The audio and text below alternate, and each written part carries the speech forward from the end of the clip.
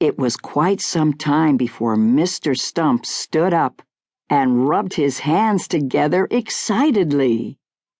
I think I have a solution. His team sat riveted.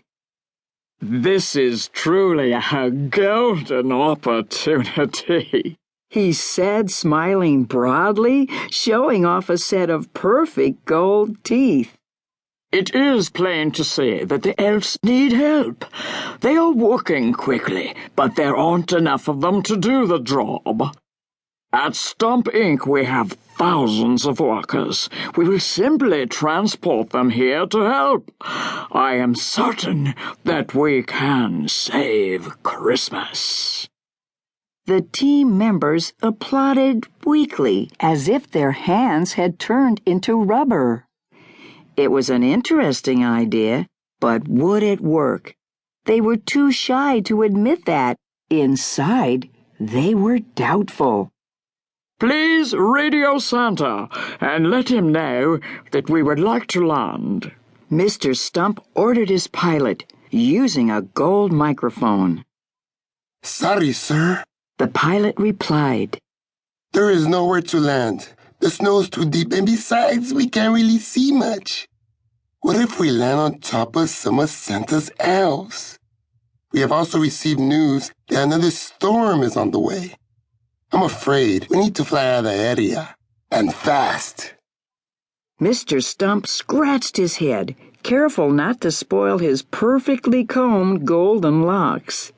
He and his team tried and tried to find a place to land, but the storm had covered the entire North Pole in a very heavy blanket of snow. With little fuel and another storm on the way, they had no other choice but to return to the golden headquarters of Stump Inc.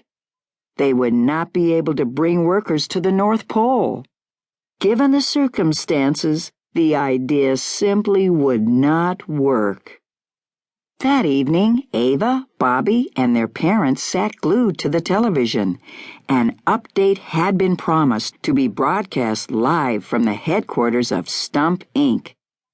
A team of stylists was busy making sure Mr. Stump looked perfect. He had a golden reputation, one that could not be tarnished. Seated behind an enormous gold desk, Mr. Stump spoke. His team members were surprised, because when they had last seen Mr. Stump, he too was glum that they had not found a solution to the problem. Indeed, they had all been stumped. Apparently, Mr. Stump had come up with another idea. They listened closely, anxious to hear it.